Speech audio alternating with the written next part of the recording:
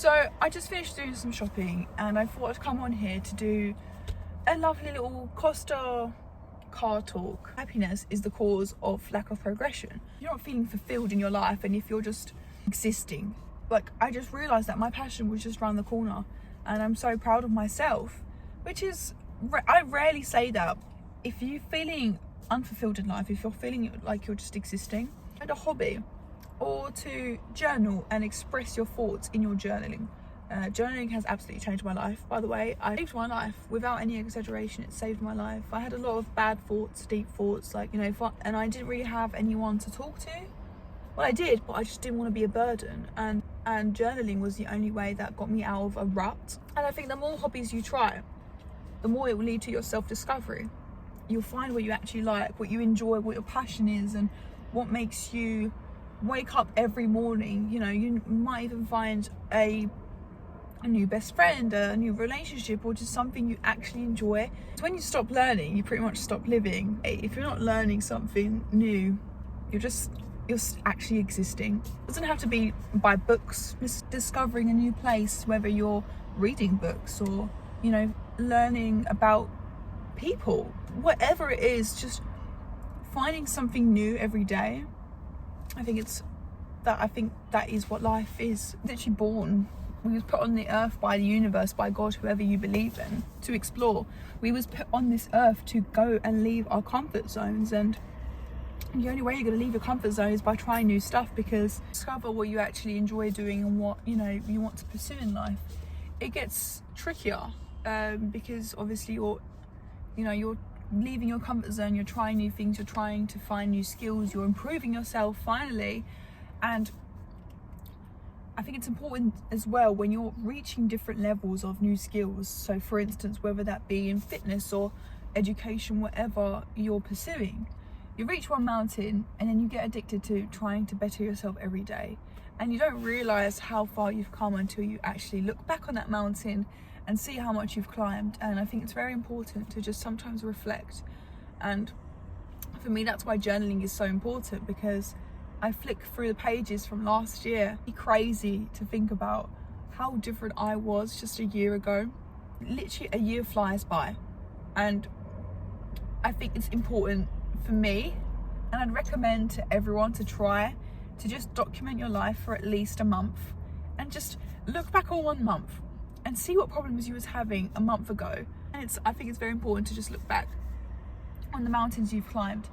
But again, you get addicted to climbing these mountains, and like I said, whether that be fitness or finance, whatever, education, sometimes you lose control of the climb, and you just start to just pick on yourself for no reason, and to just not appreciate how much you've already done for yourself.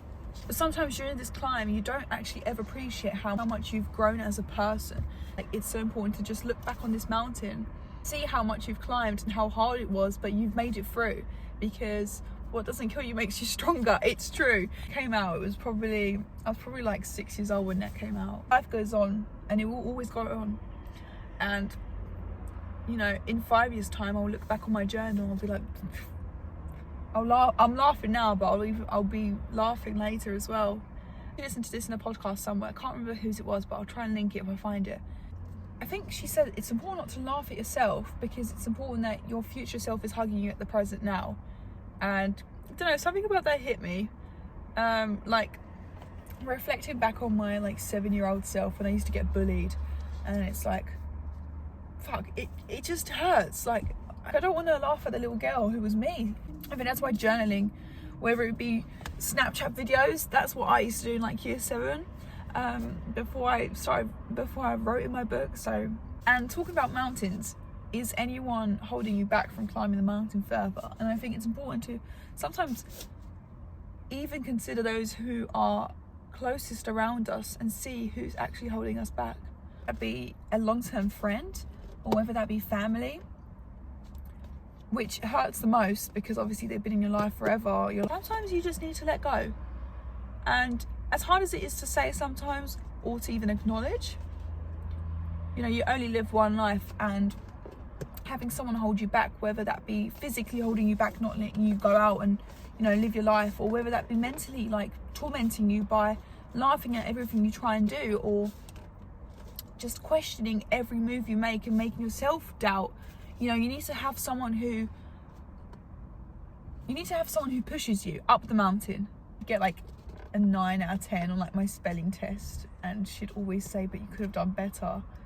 And I know that she was just looking out for me. And sometimes even if your best is terrible, sometimes you just need someone to just be like, well done, and you know, you fucking smashed it. And I think it's important to just have someone to talk to, whether that be talking to yourself. I talk to myself all the time.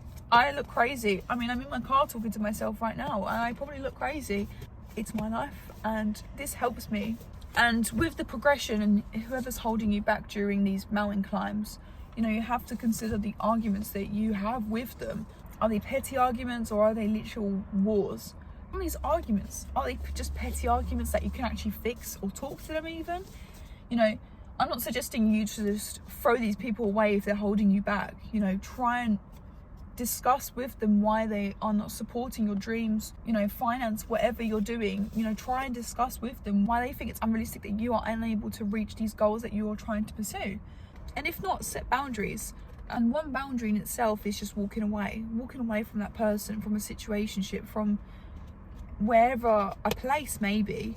Walking away from a place, a person, it's a boundary in itself. If you're fortunate enough to have someone who you can talk to and who actually believes in you, everything that is done with love as the intention is the strongest energy. If you believe in manifestation, and even if you don't, anything done with love, you know, you can just feel it's different. You know, this Costa drink, I can tell you now, was not done with love, but the drink my mum makes me at home is done with love, and it tastes better.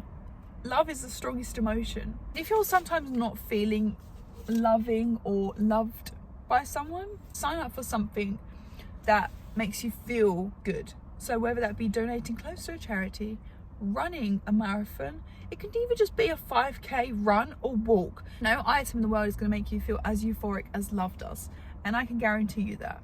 I used to be very extremely materialistic when I was at year 8, so I think I was about 13 years old. I saved up for a pair of Gucci shoes. These shoes were £550. Tell me why a 14-year-old needs this. Anyways, and Mum would convince me that I don't need these, because obviously I didn't. And which these shoes are literally back home in Lithuania now on the farm. I want this shoe, and when I get this shoe, I will finally be happy. Please. Was I happy? No. This shoe literally made me more miserable, because I was like a delusional 14-year-old self. But why did I think a shoe was going to make me happy and feel fulfilled? No. And I think it's important, because every time that I, see a bag, I'll be like, oh, this bag will make me feel this. After I get that bag, I'm just going to want the next one.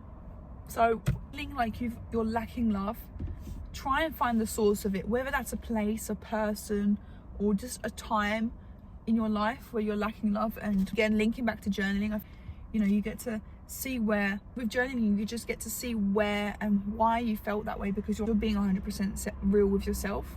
And during journaling, you're not on your phone. And I always say this about my phone. It's so important to just throw that phone in a corner for just maybe a couple hours and just think.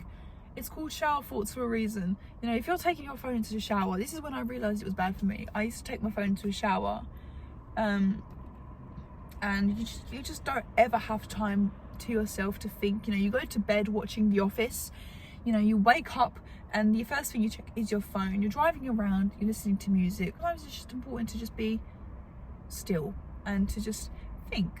So nowadays, into the shower, I said this in another video, I go into the shower, I just make sure water is dripping all over my head. It sounds really sad, but it's not, I promise. I feel very euphoric in the moment. Or when I'm driving around, sometimes I just go for a drive by myself and just not listen to any music and literally just talk out loud. So sometimes I like pray during these drives, or just literally just be with myself and just try it. And I promise you, your life will change around when you have more time to just think. You'll realize how smart you actually are, because you're not on your phone flooding yourself with thoughts and misconceptions about life, because at the end of the day, your phone is there to sell something to you, whether that be the news, clothes, or whatever. Everything is to just sell you something. So sometimes just take a chill pill, put your feet up in your car and watch everything go by, and I think I'll just end it off here on a lovely little note. So this was a nice video to make. I feel like it's important to just sometimes reflect back on all the mountains you've climbed and how far, you know, you've actually come in life, and even just a year ago how things have changed, just a couple months even have changed, and how time flies when you're having fun. And I think I'll leave it there.